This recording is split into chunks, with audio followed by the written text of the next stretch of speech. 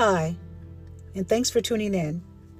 I just wanted to talk a little bit more about Stoic because it was important to me, and it has made it to the top of my list. And if I'm ever to talk about the extraterrestrial, then I need to explain that, even though I did last week as it related to the stories that I experienced and wrote them down in my books. Stoic. What does Stoic mean? Now, although I didn't get it at first, it took me a while to process those things that could be referred to as Stoic. Stoic is a sense with no senses. It could be as a brain with no attitude, which could be as its demeanor or posture. Stoic was something I'd seen as hidden behavior, and so it made it to the list. A stoic demeanor is one that brings presence, but with assurance, as in they cannot harm you. It's as if they wanted to come back to be in your presence on their own. A stoic persona cannot project. They can protect, but not project any senses of their own. Otherwise, why would they be there to assist you? That may also be why no one had picked up on them. They could have lacked synergies to detect. Now, my book will talk about those encounters that I've had with stoic acting people that I also have referred to as robotic. But it is about the behaviors that they could relay to us.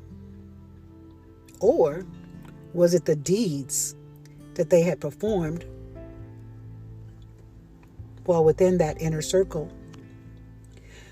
I promise you, the stoicness of those individuals was not or could not be seen by others. So perhaps to them, they were never there.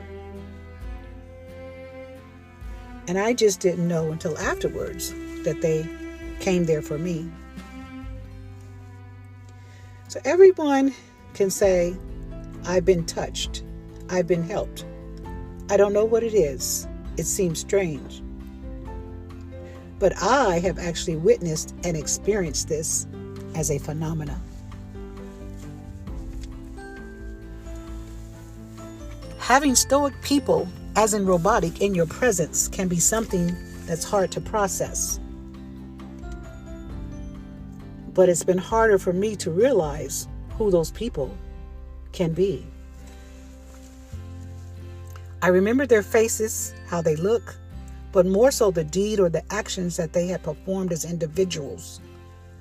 This has happened to me on a few occasions where those stoic people, in my desperate time of need, were there to take good care of me in a way that I couldn't. It could feel as comforting afterwards, and I came to know that they were heaven sent. So why beat myself up about the fact that no one had witnessed this but me? Well, birds can't appear under the lens.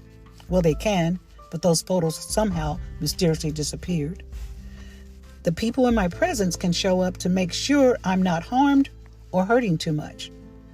You'd think that they'd have a sense of sensibility about them to go with their demeanor and posture. I only want to know why they disappeared. And when I inquired about them, no one noticed that they were there. I want the lady that helped me, the one with the machines that she attached to my legs, and it felt so much better afterwards, as if I could walk again. What lady? We don't have those machines that you're talking about. I've never seen them. That was the response I got from the next therapist that came. If someone were to try to convince me that there were no angels, they couldn't. This was just one of my encounters, and it happened to me in a rehabilitation center where I had been learning about how to walk again after having surgery. I was lucky in the end to have that one witness, which was my kumbaya experience. She had confirmed exactly what I saw. So people can give their excuses about it, but I just want to tell my truths about the whole situation. Stoic, synergies, levitation, they all are real and can affect us in real-time situations. And because of the lady that was acting robotically, as well as some others, that is why stoicness has made it to the top of my list.